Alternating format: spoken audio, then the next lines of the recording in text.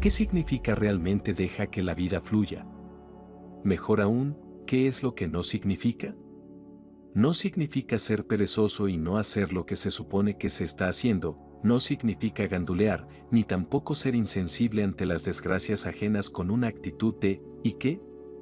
Así es la vida. Lo que sí significa es, hablando en términos generales, acometer la rutina diaria con una actitud relajada, basada en la comprensión total básica de que nada puede suceder a menos que suceda según el propio destino, según la voluntad de Dios, según la ley cósmica. En otras palabras, uno cumple con su rutina diaria, la que le corresponda a cada cual, tomando las decisiones con tanta responsabilidad como esté en su naturaleza hacerlo, esforzándose al máximo para poner en práctica las decisiones tomadas según las circunstancias. Una vez hecho lo que cada cual puede hacer, esta comprensión básica mitiga la preocupación y la ansiedad sobre lo que pueda suceder en el futuro. Quizás sea aún más importante la comprensión básica de que nadie es un hacedor en ningún momento que, en palabras de Buda, los acontecimientos suceden, los actos se realizan, las consecuencias se producen, pero no hay un hacedor individual de ningún acto, pues eso alivia la carga habitual de culpa y vergüenza que solemos tener por nuestras acciones inmorales o fracasadas, o de orgullo y arrogancia por los éxitos. También, y puede que más importante si cabe, sabremos que no hay razón para trasladar esa carga de odio y maldad hacia el otro, a quien, si no fuera así, consideraríamos la causa de nuestro daño o nuestra desgracia. La comprensión está basada en la aceptación total de que si somos dañados, lo somos porque, por alguna razón que se nos escapa, tenemos que ser dañados conforme a la ley cósmica omnímoda que se aplica a todo el universo, desde el átomo más pequeño hasta el mayor de los planetas o de los astros. En otras palabras, sería total y absolutamente estúpido odiar a quien, cualquier organismo cuerpo-mente en particular, solo ha sido el medio a través del cual sucedió el acto que nos hirió, una vez más. Según la misma ley cósmica, deja que la vida fluya significa sencillamente aceptar lo que traiga cada momento como algo que era inevitable que sucediera, haciendo lo que creamos que debemos hacer en cada momento y, sin agobiar innecesariamente nuestra mente con una carga de conceptualizaciones sobre lo que pueda suceder o no en un futuro incierto. Dejar que la vida fluya es una opción que libera a la mente humana de su estrecha identificación con el ego abstracto como hacedor. El acto de hacer sucede, y esto no debería ser difícil de entender, porque no tenemos más remedio que admitir que sabemos cómo mover las manos, cómo tomar una decisión o cómo respirar, aunque nos sería muy difícil explicar con palabras cómo lo hacemos. Sabemos hacerlo simplemente porque lo hacemos, porque sucede. Comprender que la vida simplemente sucede es una extensión de este tipo de conocimiento que nos proporciona una idea de nosotros mismos muy diferente de aquella a la que tradicionalmente estamos acostumbrados. ¿Sería posible sentirse anclado en la paz y la armonía mientras se afrontan las situaciones que se van sucediendo a cada momento en el medio urbano de hoy día? En otras palabras, ¿sería siquiera posible vivir la propia vida con tranquilidad y en reposo, mientras se lucha con las situaciones de la vida tal y como se van produciendo en la superficie a cada momento? ¿Es una posibilidad factible o no es más que un sueño, una ilusión? ¿No resulta muy difícil imaginar una situación de la vida en la que surja momentáneamente una emoción fuerte, como la ira, y que no se prolongue en el tiempo horizontal como animosidad, furia, cólera o rabia? Tampoco hay necesidad de prolongar una preocupación momentánea hasta convertirla en ansiedad. No hay duda de que un suceso, cualquier acontecimiento, puede producir dolor en ese momento, pero es necesario recrearse en él hasta convertirlo en un duelo. Este tipo de aceptación de la emoción en el momento, sin prolongarla, no es un imposible. Ha sucedido en el pasado y sigue sucediendo ahora, aunque en ocasiones comparativamente más escasas.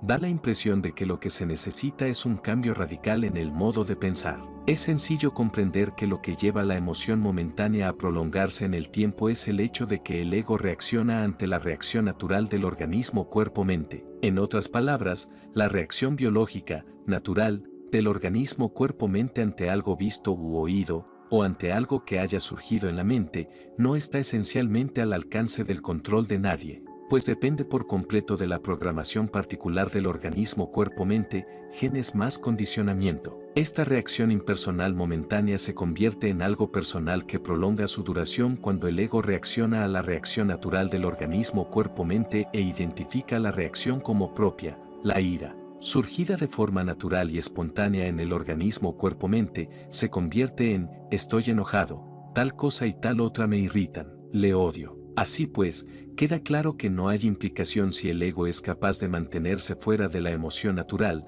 siendo un simple testigo del surgimiento y la desaparición de la emoción, viéndola como algo que ha surgido en el organismo cuerpo-mente, no en mí. La implicación significa que uno se odia a sí mismo por lo que ha sucedido y, al mismo tiempo, también odia al otro por haber sido la causa de lo que sucedió.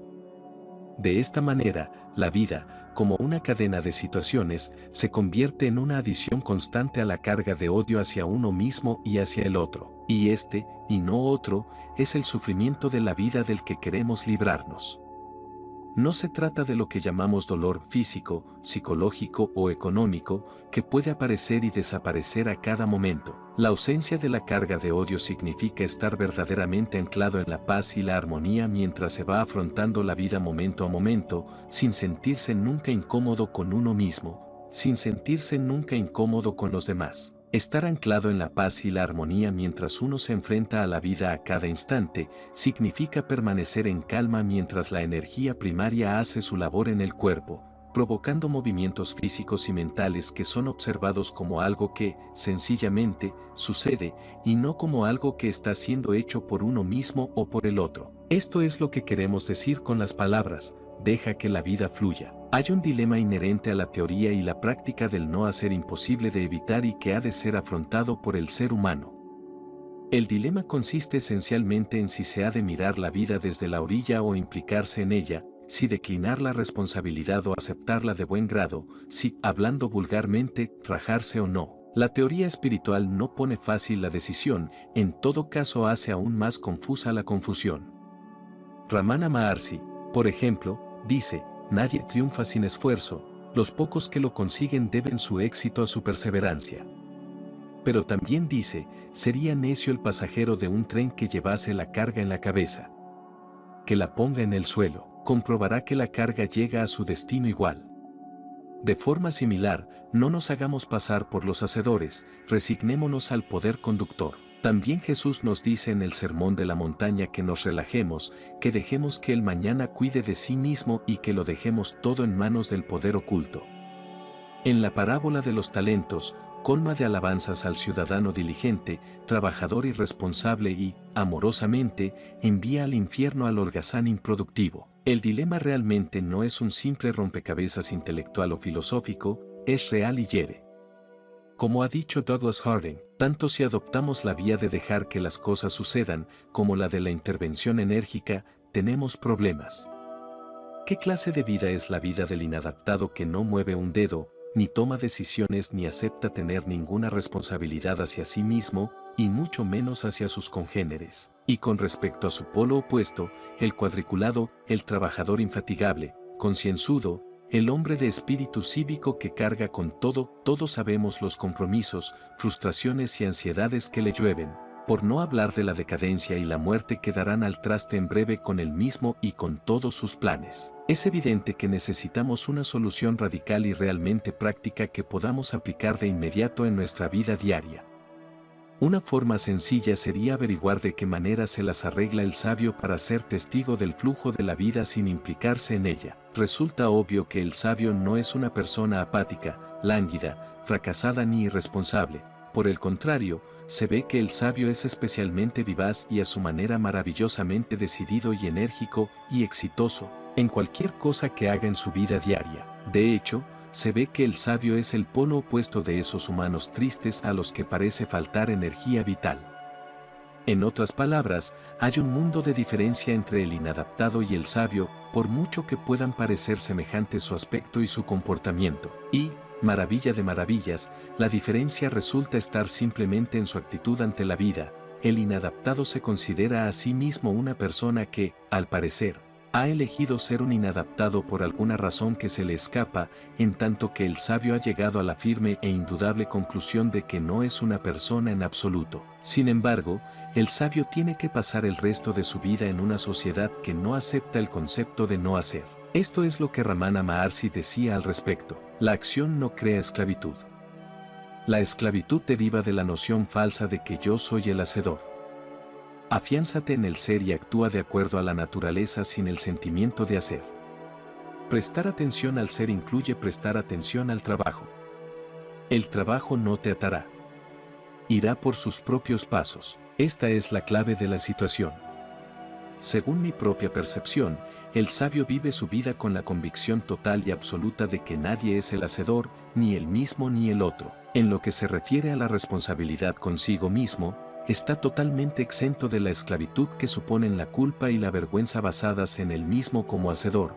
También estará libre de la esclavitud del odio y la malicia, de la envidia y los celos hacia el otro por las acciones de este último. En otras palabras, el sabio afronta la vida momento a momento, aceptando cualquier cosa que ésta traiga, dolor o placer, como su destino o la voluntad de Dios, según una ley cósmica cuyas bases no puede comprender ningún ser humano. Al mismo tiempo, el sabio está anclado firmemente en la paz, la armonía y en la tranquilidad mientras afronta la vida momento a momento, sin sentirse nunca incómodo consigo mismo, sin sentirse nunca incómodo con el otro. El sabio no ignora nunca el hecho de que tiene que seguir viviendo su vida en una sociedad que no suele aceptar el concepto del no hacer y que sigue responsabilizando de sus acciones a cada entidad individual. Esto no es un problema para el sabio, que acepta cualquier acto que se produzca a través de su organismo cuerpo-mente como algo que depende totalmente de su propio destino, como la voluntad de Dios, según una ley cósmica. Y lo que es más importante,